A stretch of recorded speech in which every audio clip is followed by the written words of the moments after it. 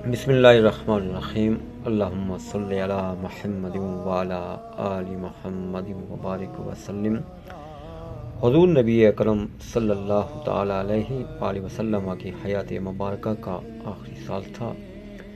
حجۃ الوداع کے مراسم جس قدر باوقار و پرشکوہ ہو سکتے، اس قدر حضور نبی اکرم کی ہمراہی میں اختتام پذیر ہوئے۔ سب کے دل روحانیت سے سرشار تھے۔ ابھی ان کی روح اس عظیم عبادت کی معنوی لذت کا ذائقہ محسوس کر رہی تھی۔ اصحاب پیغمبر، جن کی تعداد بہت زیادہ تھی، اس عظیم نعمت سے فیضیاب ہونے اور اس سعادت کے حاصل ہونے پر جامے میں پھولے نہیں سماتے تھے۔ سرزمین حجاز کا سورج دروں اور پہاڑوں پر آگ برسا رہا تھا، لیکن اس سفر کی بے نظیر روحانی مٹھاس تمام تکلیفوں کو آسان بنا رہی تھی۔ زوال کا وقت نزدیک تھا۔ آہستہ آہستہ جحفہ کی سرزمین اور اس کے بعد خشک اور جلانے والے غدیر خم کے بیابان نظر آنے لگے۔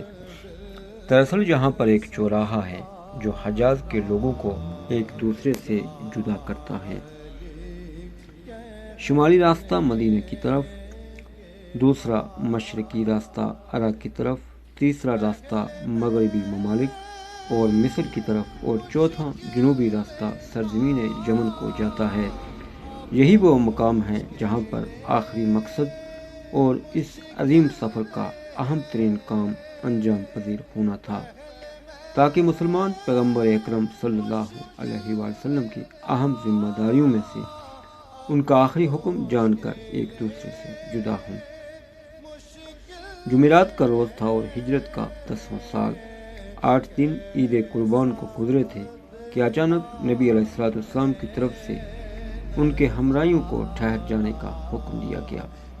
مسلمانوں نے بلند آواز سے ان لوگوں کو جو قافلہ کے آگے آگے چل رہے تھے واپس لوٹنے کے لیے پکارا، اور اتنی دیر کے لیے ٹھہر گئے کہ پیچھے آنے والے لوگ بھی پہنچ جائیں۔ آفتاب خط نصف النہار سے گزر گیا تو نبی علیہ السلام کے مؤذن نے اللہ اکبر کی صدا کے ساتھ لوگوں کو نماز ظہر پڑھنے کی دعوت دی۔ مسلمان جلدی جلدی نماز پڑھنے کے لیے تیار ہو گئے، لیکن فضا اتنی گرم تھی کہ بعض لوگ مجبور تھے کہ وہ اپنی عبا کا کچھ حصہ پاؤں کے نیچے اور باقی سر کے اوپر لے لیں، ورنہ بیابان کی گرم ریت اور سورج کی شعاعیں ان کے سر اور پاؤں کو تکلیف دے رہے تھے۔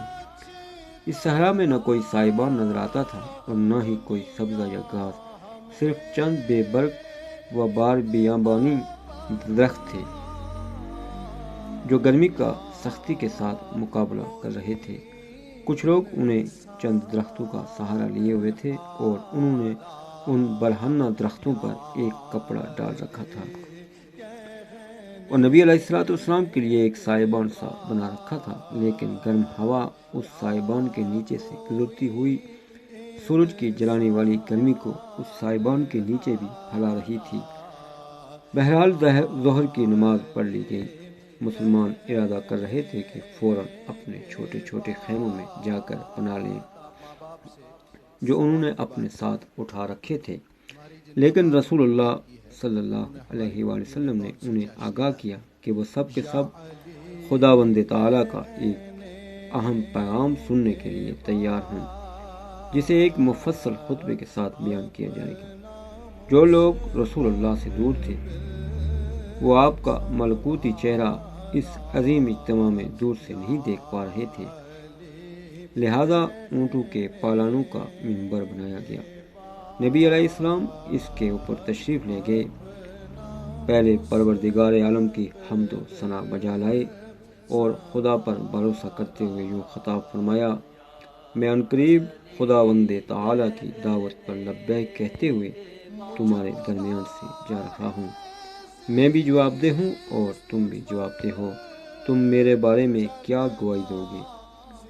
لوگوں نے بلند آواز سے کہا: نشہد انک قد بلغت ونصحت وجاہدت فجزاک اللہ خیرا۔ یعنی ہم گواہی دیں گے۔ آپ نے فریضہ رسالت انجام دیا اور خیر خواہی کی ذمہ داری کو انجام دیا اور ہماری ہدایت کی راہ میں سعی و کوشش کی۔ خدا آپ کو جزائے خیر دے۔ اس کے بعد آپ نے فرمایا، کیا تم لوگ خدا کی وحدانیت، میری رسالت اور روز قیامت کی حقانیت اور اس دن مردوں کی قبروں سے مبعوث ہونے کی گواہی نہیں دیتے؟ سب نے کہا، کیوں نہیں، ہم سب گواہی دیتے ہیں۔ آپ نے فرمایا، خدا بندہ گواہ رہنا۔ آپ نے مزید فرمایا، لوگو کیا تم میری آواز سن رہے ہو؟ انہوں نے کہا، جی ہاں۔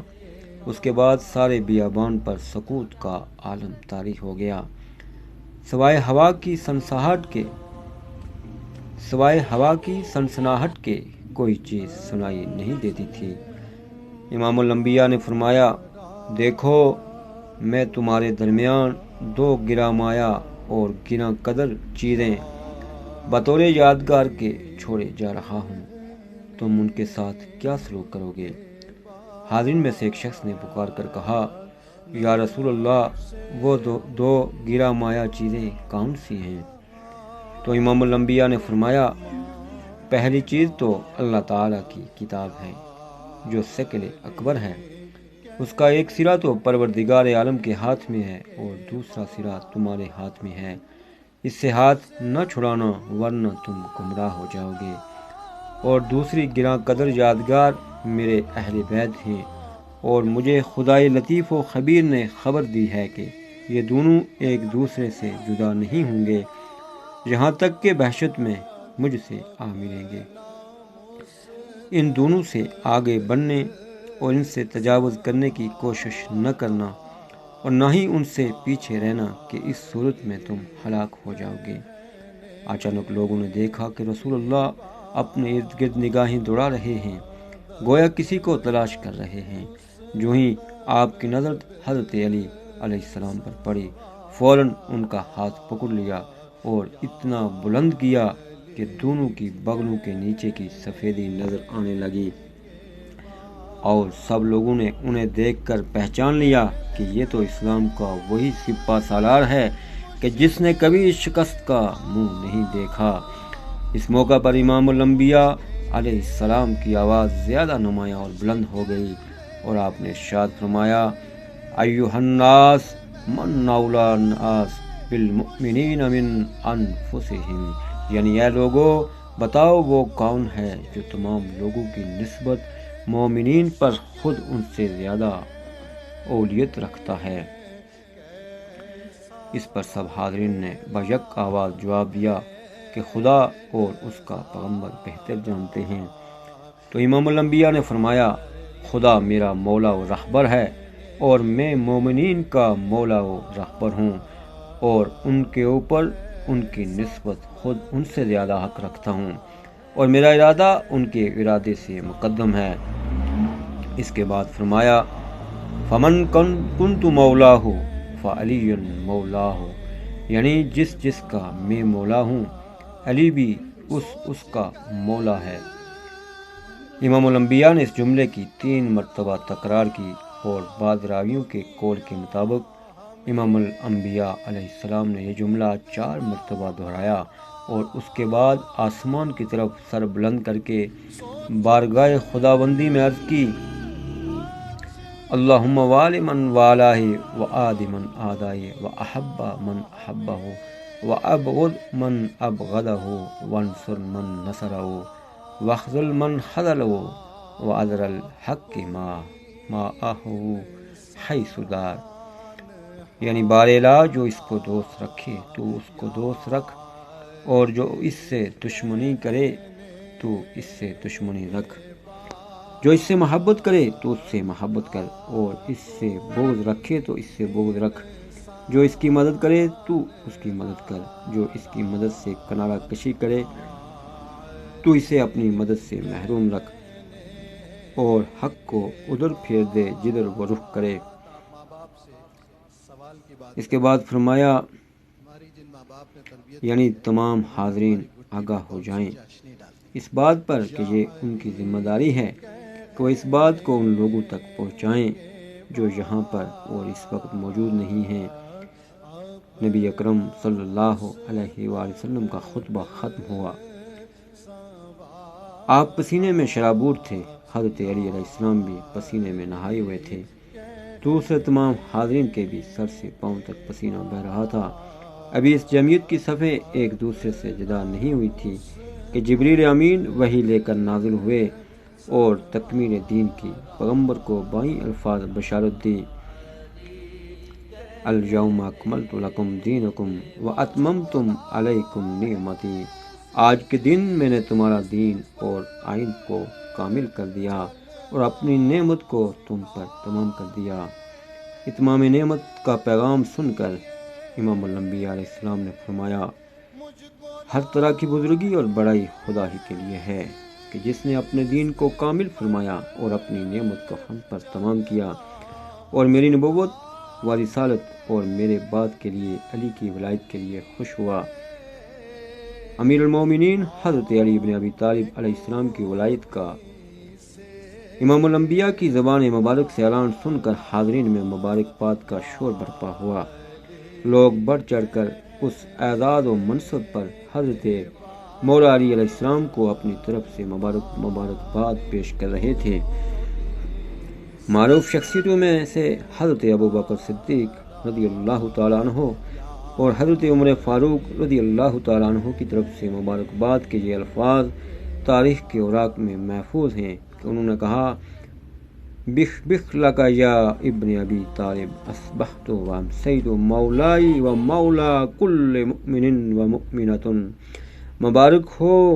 مبارک ہو اے اسے فرزند ابی طالب کے کہ آپ میرے اور تمام صاحبان ایمان مردوں اور عورتوں کے مولا و رہبر ہو گئے۔ اس وقت ابن عباس نے کہا: بخدا یہ عہد و پیمان سب کی گردنوں میں باقی رہے گا۔